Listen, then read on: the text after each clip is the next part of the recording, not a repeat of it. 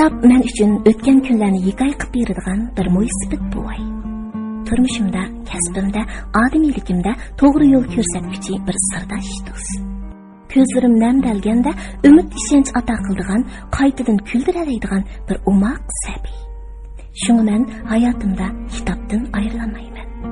Do'stim, sizchi? Har qitim yangi bir kitobni qo'limga olganimda o'zim uchun yangi bir ustoz ko'paygandek his qilaman. Kitob mening aqlimga aql qo'shib qolmasdan yolg'izligimda eng yaqin hamrohim.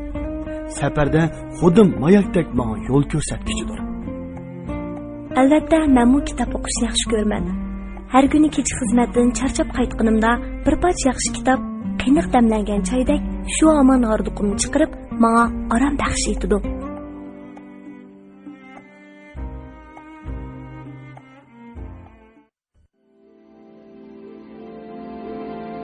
Anglayotganlar Merkezi Halk Radyo Stansiyasining Beijingdan berayotgan programmasi.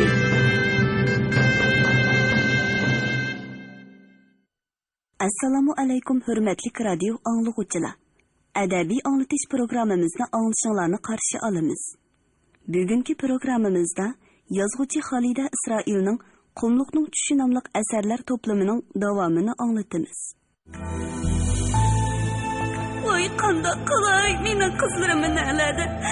Kimlarning qo'lida xo'rinib yurdi-qandu. Nima kunlarni ko'ryotdi-qandu. Men har qaysini pek obdan bilaman. Chechoni parqirtib tarashib olganim bilan insof yo'q senlarda. Onam meni, dadam meni. Nemishqa orzulabdiki, mening bundaq bo'larimni nemishqa o'ylamoqdiki.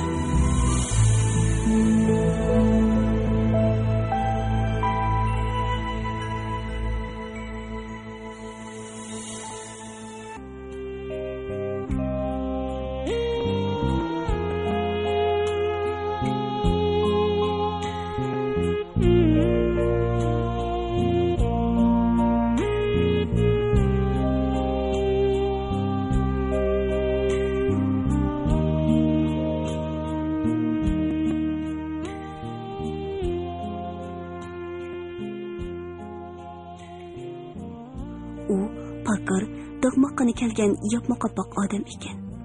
To'xtamay tamaki chekib o'ltirdi.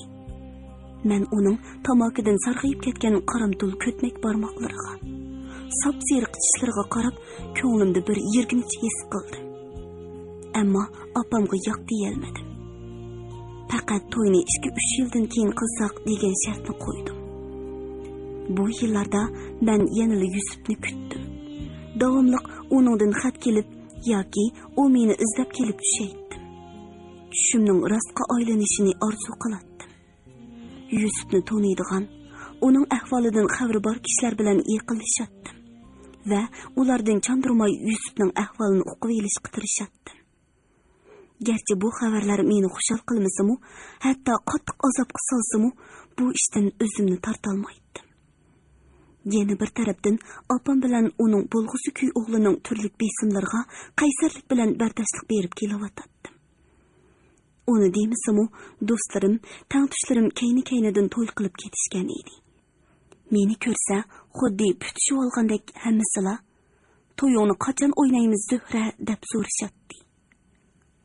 Yusuf Urumchida to'y qilgan kuni Hangit ko'li bo'yiga bordim. Bizning ko'limiz haqiqatan o'zgarib, choch soqollari shalonlab ketgan qiyri kishiga o'xshab qopti. Ko'z optipida chaqnab turgan ko'l suyi xuddi yeshil vodining o'ttirsig'i tashlab qo'yilgan cho'ng aynakdek yiroqdili ko'zga tashlanadi. Uning bo'ylarida hangit, yovg'az, oqqular emas, to'xu, o'rdak, uy g'ozlari dallab yuradi. Suv yuzida uzishatdi. Ko'l suyi ilgirgidek suzuk, muzdek sovuq edi. Suvga engishganimda qalbimni faqat yaqin kishi bilan diydorlashganda paydo bo'lgan bir xil hayajon qopladi. Bu hayajon xuddi ko'l yuzidan qalbimga qo'yilayotgandek. Ko'l meni illiq mehri, hayajoni bilan qarshi elayotgandek tuyuldi. Yodingdami ko'lim? Söpsüzük solduranda üzüp oynaydıgan, kumduranda iğinaydıgan aşı oğul balı bilen kız balı yadыңdı mı? Men yadыңdı mı? Köl sansanaksız kümüş çembereklerini hasıl kılıp, xuddi yadımda degendek şifirledi. Maňa qara kölüm, men onu qayta tepip algan, çin dilimden yaxşı körüp kalgan edim. Amma o mening barmaqlarımның arasından sıyırılıp çıkıp ketdi. Abadi çıkıp ketdi. O endi maňa-mı, saňa-mı täze emas. Ah, hicran azabı ne kadar yaman ha. Köl näyin şamaly bilen çekilerimni silap, maňa teselli bergendek kıldy. Men hayatımdaki en pak, otluk tuncu muhabbetimni aş köl süýüge kömüretdim. Emdi men üçün hemmi bäribir idi. Şuňa apam tanlagan laýykny tüzükrek düşenmey, nir birisini sürüşdürmeýla onuň takdirini tapşyrdım. Toy kılgan deslepki yıllarım üzülmeydigan mehmandarçılık, çaylar, taң tuşlar katari bes-beste öy yasaş ve şununga okşaş tılgı olgusuz uşak düşek işler bilen ötdi. Balılık boldum.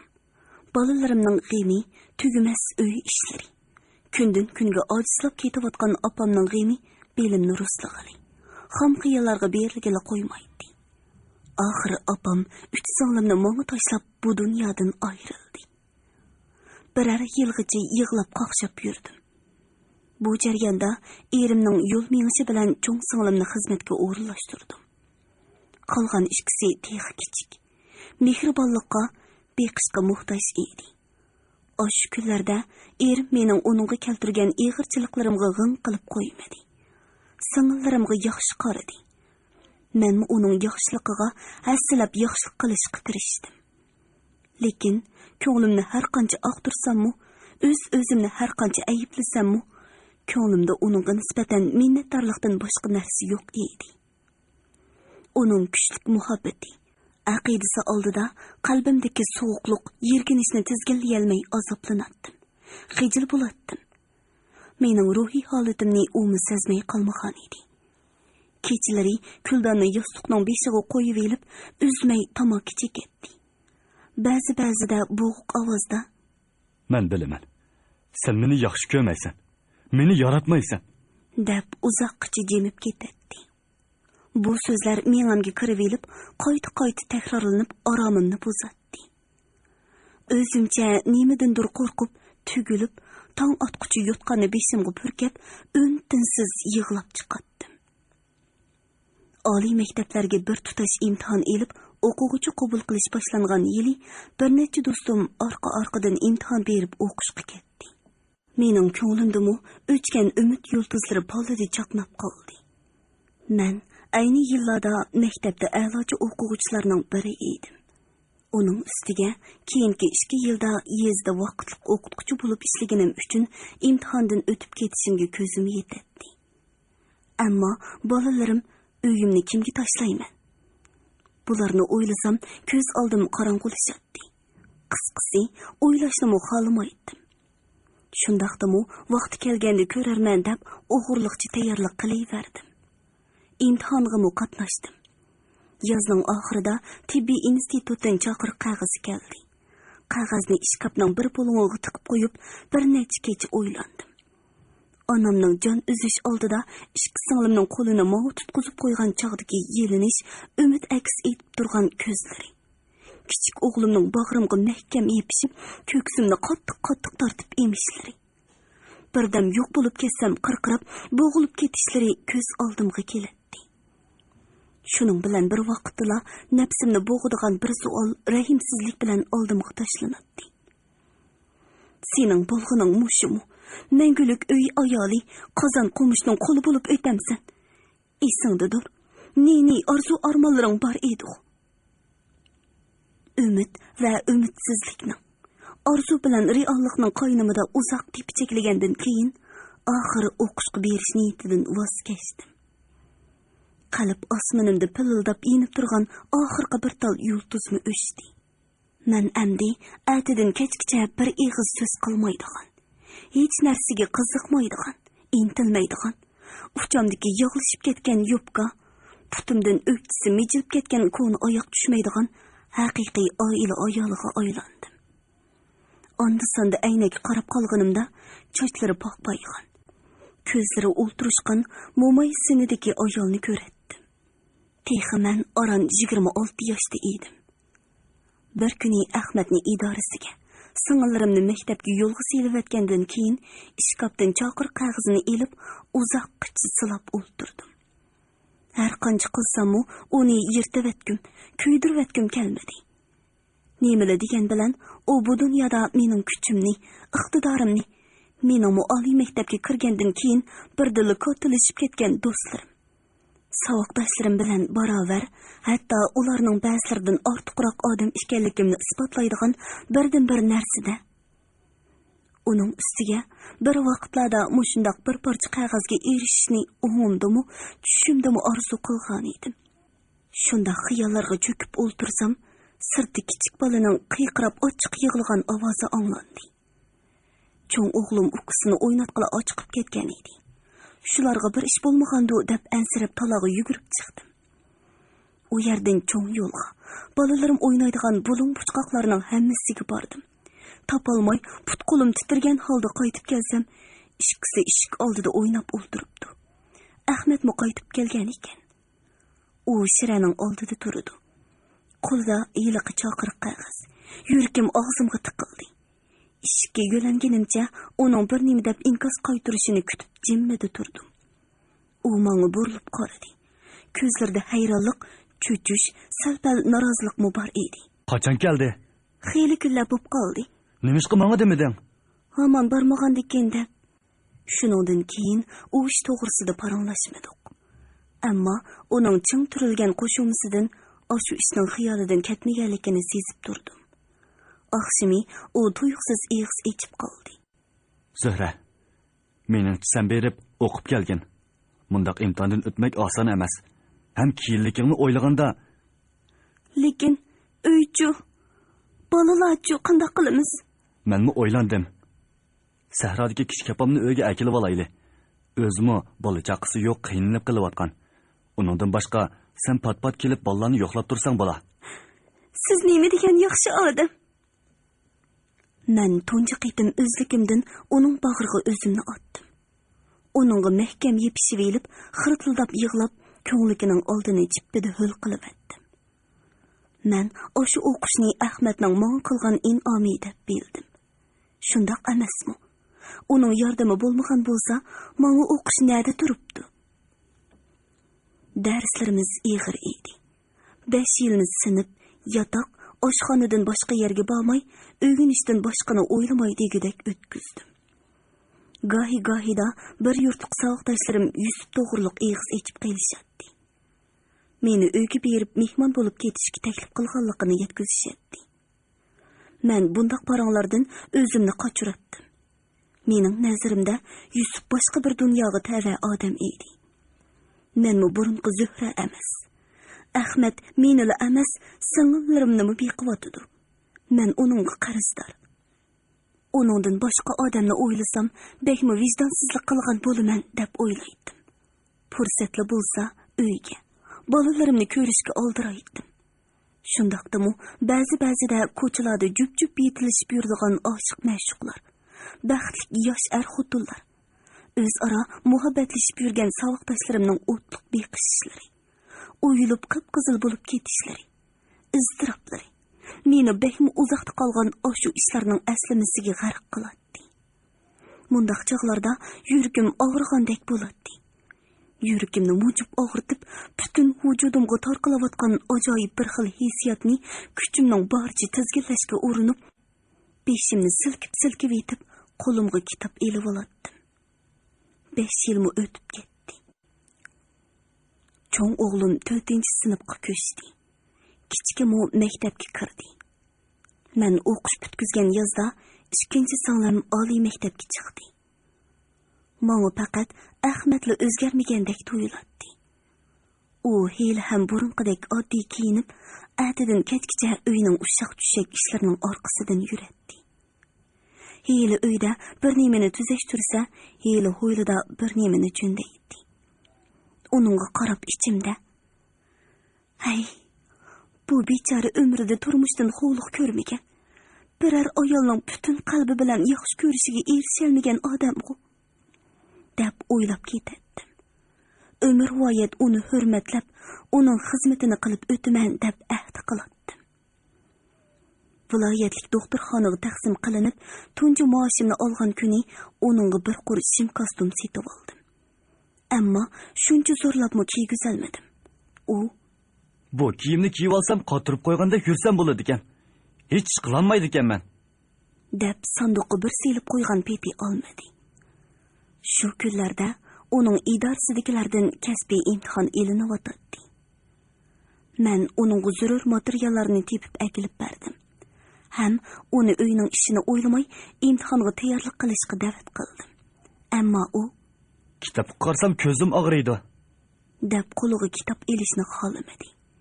İmtihandan o'talmasam kasbimni o'zgartib, yaxshi bo'laman. Menga shu oson deb yurdi. Demisimu, men asaldan uning kitob yoki gazet o'qiganini ko'rmagan edim. U mening kitoblarimga hurmat, ayminish bilan qaraydi. Ammo zodili qo'liga olmaydi. Mundaq odamga nisbatan bir kuchapla necha yuz savolni takrorlamoq, yodlamoq o'ng'ay emasdi. Degandek, u imtihondan o'talmaganligi uchun kasbiy unvon ololmadi. Yog'ochchimi bo'lmadi. Ammo burunqadanmi o'ta yakka-yagona jimg'ur bo'lib ketdi. Men gohi-gohida uni uyga izlab keladigan xizmatdoshlarining so'z uranidan ularning uni kamsitayotganligini sezatdim. Ular ilgarimu Ahmadga shundoq muomala qilishadi. U chaqda ancha ko'nglimga elib ketmaydim. Ammo hozir ularning bundoq muomalasini har olatdim. Aksicha, Ahmadning hech ish bo'lmagandek hijib o'ltirganligini ko'rganimda beshimga bir qapoq suv quyilgandek bo'lib ketdim. Men yangi xizmatga tezda o'zlashib ketdim. Mendan ilgari doktorxonamizda yurak qon tomiri kasalliklari bo'yicha Uyg'ur doktor yo'q ekan. Yezi qishloqlardan kelgan kasallar bilan Xanzu doktorlar o'tirsida til o'qishmaslik sababidan bir muncha ko'ngilsizliklar, tushunishmasliklar, hatto ajoyib kulgili ishlar bo'ldi ekan. Shunga mening bu sohaga kirib kelishimga hamma kishi umid bilan qarashdi.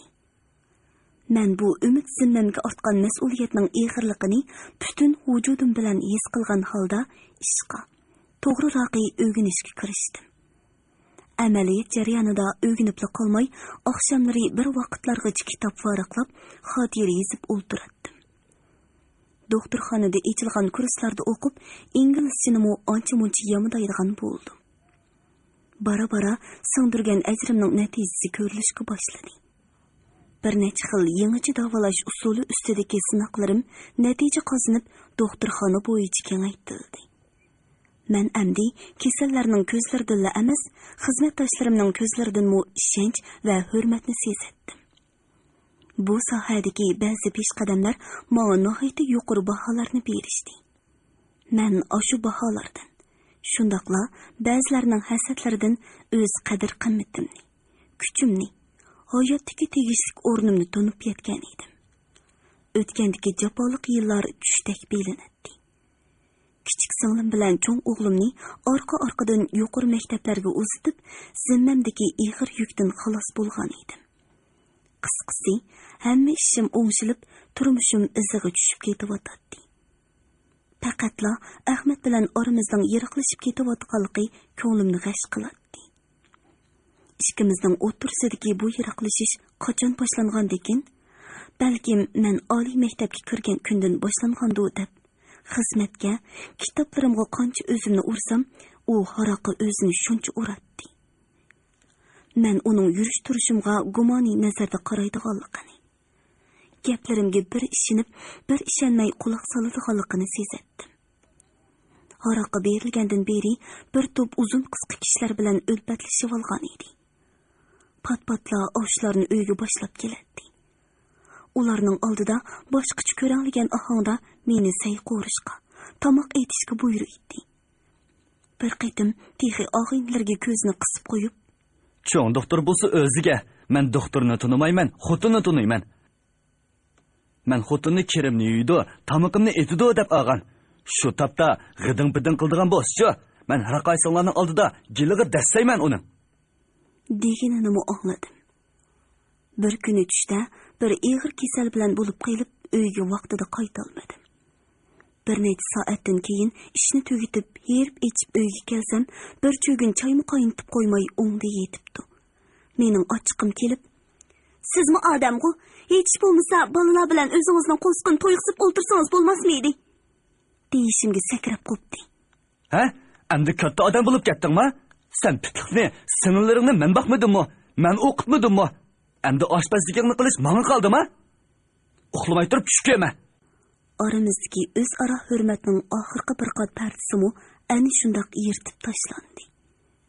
Shuningdan keyin hadislar urush jidal. Men seni o'qitmadimmi, singillaringni boqmadimmi deydigan topitani. Ba'zida qopoqlarim yerilib, yuzlarim qon o'yib qizirib ketganlikdan haftalab ishga bora olmaydigan chaqlarim bo'ladi.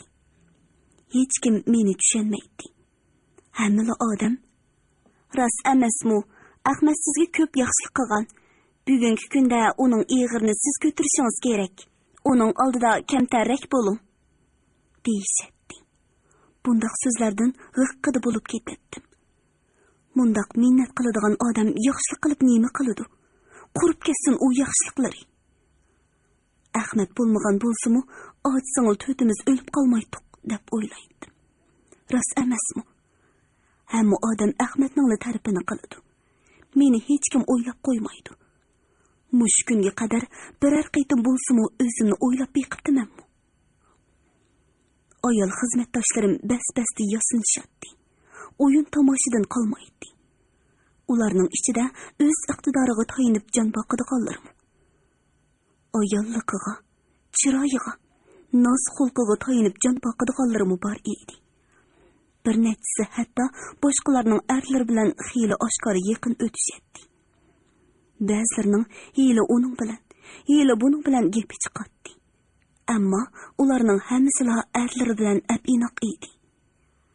Erlari bilan chiroyli qiyoslashib to'y-to'kilarga berishadi. Shuncha ejil inoq ko'ringan xotinlarning orasida shundoq ishlarning bo'ladiganligiga kishining aqli yetmay qoladi.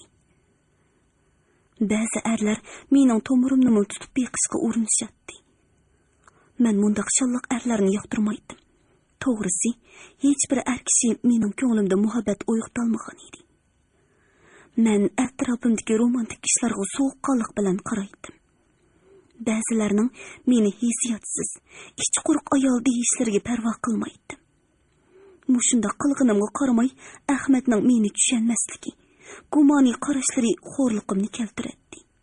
Uningga: "Menga qarg'ina Ahmad, mushkulad sen nima bo'lib ketyapsan? Sen meni nemishqa buncha qiynaysan? Ikki yilimizning yeshi bir yerga borganda, balalarmi cho'g' bo'lib qolganda mundaq yurish uyat emasmi?" deyishni o'ylaydim. Ammo mundaq so'zlarni qilishadigan fursat uzoqqa kelmadi. Bir kuni oqshimi balalar uxlagandan keyin yotqanni putimga yepib o'ltirib kitob ko'rib o'tirdim. Tuyuqsiz deriz qopqi tirqilib qoldi. Orqadan bo'sh, ammo xeyli iniq qilib 3 qitim chekildi. Qaraganda bu xuddi birning shartlik belgisiga o'xshaydi. Men birarining choqchiqi yoki Ahmadning cholmas og'inlarining qiliqi bo'lsa kerak deb o'yladim. Oradan 15 minutlar o'tganda Ahmad kirib keldi. Turqidan mastek qiladi. U daldashib oldimga keldi. Doktor xonim, menga gap qilg'ulari kelmaydigan bo'lib qoldimi? Turslar o'rinlaridan putimni yuydigan issiq suv akelsizlar. Yana mushu kitob. U qo'limdagi kitobni tortib olib yerga otdi. Orqadan uni dastashga boshladi. Ochiqimdan titraydim. Ammo gap qila olmaydim. Uning bilan tang tursam ziyonni o'zim tortaman. Yuz ko'zlarimni ko'kartib, necha kunlab karavotdan qo'polmay yotaman. Qiyochiyani to'la anglab, qo'shnilarimning qo'li qipishib ketgan. Kimningmi issiq yotgandan chiqib, xalqning yo'qolang ishiga aralashqisi kelsin. Aralashgan taqdirdami, nima deydiganini obdan bilaman. Qo'ying Zuhra, ayol kishining er kishi bilan tang bo'lgani nada bor? Ig'irlik qiling. Ahmad sizning ig'irligingizni ko'targan. Endi sizmi kötürün? Gap söz qilmay o'rnimdan turib dasqa suv tangshidim. Suvni oldiga akelsam, so'zilib yotgan yerda varqiradi. Oyog'imni saldirib at. Putumni yo. Ko'z yoshlarim taramlab eqib, dastik suvga tamatdi. Nang'islarimni bo'ylab og'zimga qo'yiladi. Gupildab tarpurab turadigan paypoqlarni tortib soldirib etib, kuchim yetsa tayoqning ta'mini menmi uningga toza bir tetib baqsam deb o'ylaydim. Әтісі ақшымыму дерезіні бірі чекті. Арқыдыла бірінің палақ болу қылып югіргені аңланды. Ахмет халадың хасырап өмдеп кіріп келгенше, менің алдымға девейлеп келді. Дерезіні чеккен кім? Растыны ет бұзық. Әйті, ашынан зады кім? Менің келгенімді көріпті қашты ғо, ә?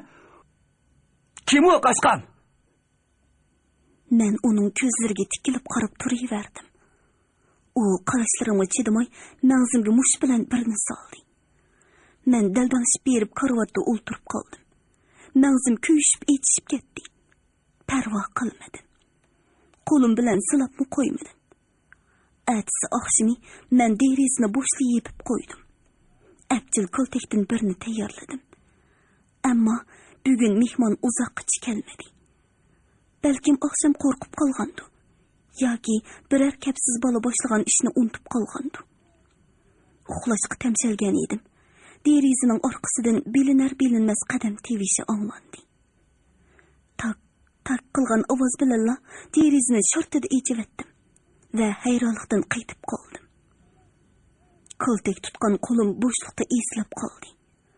Oyning qiyposh tushgan nuri Ahmadning chiroyini o'p-o'chiq yo'ritib turardi. O'sha bir daqiqa ichida men uning g'alati bir havasning hayajonlantirishida porqirab ketgan ko'zlarini, shalong qisqa burtlarining, ma'nisiz hijaygan lavlarining titrashini ko'rdim. Hayotimda mundaq razil chiroyini zodila ko'rmagan edim. U hiyhilab kulib bir nimalarni dedi. Nima deganini tushunolmadim.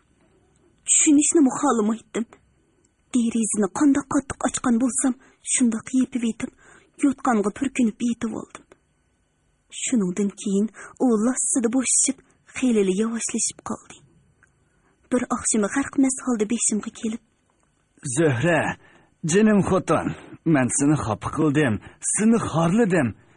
Men mana mushundaq odam, gunohimdan o'tamsan. O'tmasangmi mayling. Men aslida sening loyiqing emas. To'y qilgan kunimizdan tortibla loyiqing emas edim. Hozir texmi shundoq. Shunga men sendan ansirayman. Xalqlar xotinim palon bukun deb qolamdikin deb. U gapining oxirini tugatmayla turgan yeriga muk tushib xo'rak tortishga boshladi. Kiyimlari, chala oqargan sochlari patqoq, qusuq bilan bulg'angan edi. Haddi hisobsiz ichilgan haroq, tartibsiz turmush uning chiroyini buzib, peshonasida, ko'zlarining atrofida, javg'aylarida qat-qat qo'riqlar paydo bo'lgan edi. Mana mening erim, bolalarimning dadasi. Qancha zamonlar bo'ldi, ikkimiz yuzma-yuz o'ltirib, chiroyliqcha mungtishib boqmag'ili. Bir-birimizga ahvoling qandoq demagili. Ajaba, u buningga ehtiyojli emasmi? Men ehtiyojli emasmi? Bir vaqtlarda ojiz, toyinchisi vaqtlarimda u menga ko'p mehribonlik, xayrxohlik qilgan, hisobsiz yaxshiliklarni qilgan. Balkim menga va sing'illarimga boshpanoq bo'lish uning erlik g'ururini urug'tgan. Uning o'z kuchini, qadr-qimmatini tonutgan. Uning ruhida ana shundoq oliyjanob fazilatlarni chaqnatgan bo'lg'iydi. Keyin ikkimizning o'rnida o'zgarish bo'ldi. U xizmatda ilgari bosolmadi. Oiladami ikkinchi o'ringa tushib qoldi. U oiladagi vaziyatni o'zi to'g'ri deb qargan usul bo'yicha o'ngshashga urinib ko'rdi-yu, ishni texmi murakkablashtirayotganligini, o'zining ojizligini tunib yetib, umidsizlik potqog'iga betib qoldi. Inson uchun umidsizlik o'limdanmi qo'rqinchli bo'lsa kerak. O'sha umidsizlik tufayli uningdagi er kishilarga xos g'urur, ruhiy to'rik pochaqlandi. Uning o'rniga Tersalıq, g'azab va hasad bosh ko'tardi. Men uni rostili yaratmaydigan bo'lib qoldim. Onunga berishga tegishli yordamimni berolmadim. Men o'zimni undaq ayblay olmayman. Ba'zida men oliy maktabda o'qimagan bo'lsam, bu baxtsizliklarmi yuz bermasmidi ekan deb o'ylab qolaman. Yo'q. Gap bu yerdami emas. Muhimi ishimizning tarbiyalanish, aql farosat, mijoz xuluq, havas qiziqish qatorliq ko'p jihatlarda tubdan o'xshashmaydigan ikki xil odam ekanligimizda. Aslida ishimizning qo'shilib qelishi intayin zo'r xatolik bo'lgan ekan. Shuncha yillar o'tdi. Ishkilimiz texicha ruhiy vayronchilikdan qutula olmay keldik. Umr otgan o'q. Uni keyniga qaytirish mumkinmi? Endi bundan keyingi cheklik umrimizni bir amal qilib o'tkazarmiz. Aplashib qolarmiz. Birlikda o'g'illarimizni uylarmiz. Bo'lishga tegishli ishlarning hammasi bo'lar. Ammo muhabbatli bo'lmaydi. Mening peshonamga shundoq putilgan. Taqdir menga ajoyib yurakni bergan, muhabbat bermagan. Amal qancha. Bir kuni oqshimi Ahmad Boldurli qaytib keldi. U mehmon boshlab kelgan edi. Xotin, bu yoqqa chiq. Mana bu mehmon bilan ko'rishib qo'y. U seni taniydi ekan. Yuyayotgan kirimni tashlab tashqarqa uyga chiqdim-yu, go'yo xiyoliy bir manzara ichiga kirib qolgandek bo'ldim. Ko'zlarimdan uchqunlar chaqnab, uy pirqirayotgandek tuyuldi. Yiqilib tushmay deb ishga yo'linib oldim. Ah, Xudo. Qaysi ko'zim bilan ko'ray? Uyning o'ttirsida Yusuf kulimsirab turadi. Cho'ng shahar pasunida ratlik, ozodi kiyingan. Oqirib, teximi salopatik bo'lib ketgan Yusuf oldimda turadi. Xushomadli kulimsirab, uni to'riga taklif qilayotgan mening erim uning oldida boshqacha vijik, bechora ko'rinadi. Voy, Zuhramisiz? Qanday ahvolingiz? Meni tuniy olmadingizmi nima? Yusufning og'zidan guppida haroq puruqi keldi. Men darhol o'zimni tutib oldim. Ha, siz Yusufmi? Tening salomatmi? Uyshingiz tinch amonliqmi? Xiyolimda talay qitim ajoyib qiyofatni ko'z oldimga keltirgan bu ko'rishish ana shundoq oddiy o'tdi. U yuqoriga o'tib o'ltirdi. Birdam hol ahvollashgandan keyin men o'zra so'rab oshxonaga kirib ketdim. Bu qisqagina orliqda uning ko'zlarining mendan bir pasmo ayrilmaganligini sezib turdim. Chalakay bo'lishib olgan ishga erkishi qizg'in parangga tushib ketishdi. Men oshxonada tamoqqa tutish qildim. Ko'nglimda sey tamoqni toza o'xshitib etib, uningga o'zimni bir ko'rsatib olishni o'ylaydim. Bu istak shunchalik kuchli edikin, qo'llarim titraydi. Heli qo'ygan narsamni heli topolmay avara bo'lardim. Azaldan bek hayajonlangan yoki bir ishga xafa bo'lib turgan vaqtimda qo'limdan qoch-quch tushib ketadigan odatim bor edi. Mana bugun hashpash degicha taxsidan ishkini chiqib bo'ldim. Ahmad qoch-quch chiqilsa bek xafa bo'ladi. Boyidan beri bir qancha qitim oshxonaning ishigiga kelib, menga norozilik bilan qarab qo'ydi. Bu qarashlar bugun menga ta'sir qilmaydi. Saylarni dasturxonga tizib, piyolalarni to'ldirib qo'ygandan keyin juvoviga tutish qildim. O'ltirman. Nima qilayotganligimni bilmayman. Qo'liqim tuvida poyezd chaqlarining bir xil taroqlagan ovozi. Yusuf menga yiroqdan tikilib qarab o'ltirdi. Ana u oldimga keldi. Umr voyat yodimdan chiqmaydigan osh kulimsirishi bilan Men texi sizni oqshom poyezddan tushib qolamdikin degan edim. Qaraganda yo'limiz bir o'xshaydi, ha? dedi. Men o'rnimdan qopib. Ha, yo'limiz bir. Men sizni bilaman, hangi yo'linimi bilaman, deydim. Qalbimning chunqur qatlamiga ko'milgan osh qimmatli xotiralar asta-asta ujur-bujurlarigacha ro'shanlashib jonlanmoqda edi. Zuhra, bir butulka haraq akirib olay. Mavi Yusufni yolg'iz tashlab qo'ymajimi? U degan mening jon-jigar do'stim. U talaning ishkini guppida yepib yiroqlab ketdi. Yuragim etilib chiqib ketayotgandek so'qishga boshladi. Bütün vücudumni titrek qopladi. Muzdek suv bilan qizib turgan yuzimni, chekilarimni yuyib, kuch bilan o'zimni bosdim. Qo'llarimning titrishini chandirmaslik uchun partuqimning ostiga tiqib mehmonxonaga chiqdim va Yusufga eling beqing degach bir chetda o'ltirdim. Yusuf bir piyolani o'ynab o'ltiradi.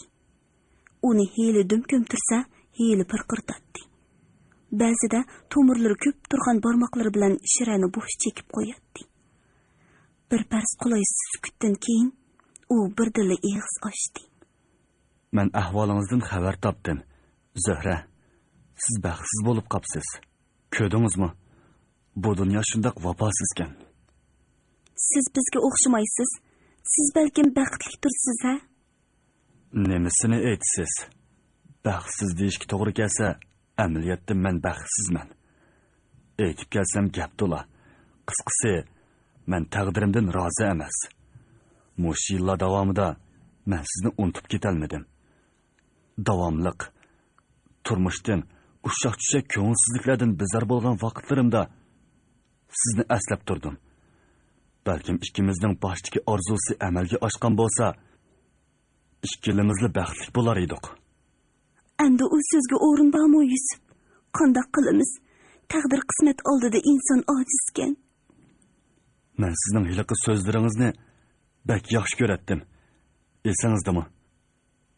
Bo'pti. Taqdir biz bilan qerishaversin. Bizmi qerishib boqayli degan edingiz.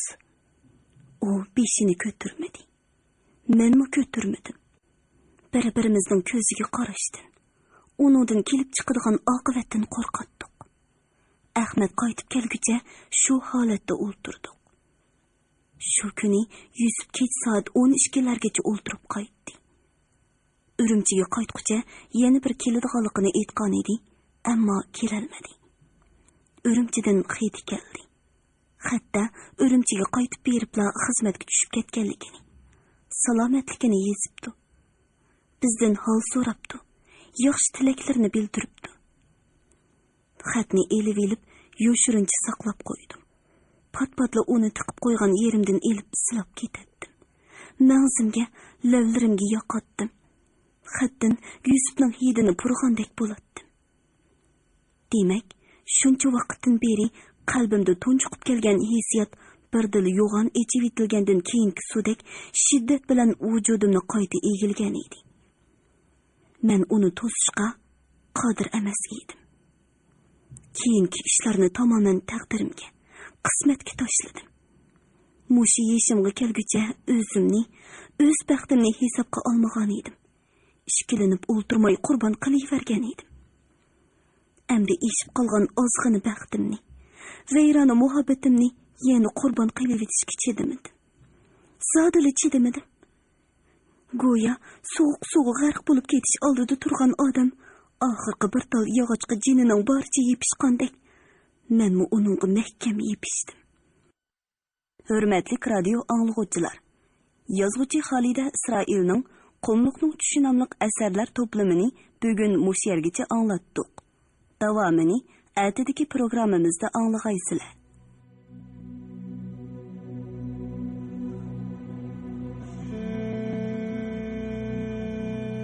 Demak, shuncha yillardan beri oranglarda muhabbat yo'q, shundaqmi? Shundaq. Cho'ng bo'lib qolgan bolalaringlar borku, muhabbat bo'lmasa, hayvonlarda muhabbat yo'q, ammo ular avlod qoldirdi-ku. Ya Allah, Tursunaxon, biz kelmasak, tog'am bilan tuqqanlarim bor edi deb yo'qlab berish xiyolingga kelmagidak, ha? Qanday obdan turib-atamsan? Uy iching tinch amanmi? Ma gapni bilmasa o'rgatmamsan. O'z tilini bilmagan odamni odam degil bo'lamdi. Bir xotin kishini boshlay olmagandikin o'zing bosh. Tova. Rahmatli ocham buni bilsa, u olamda orom topolmas.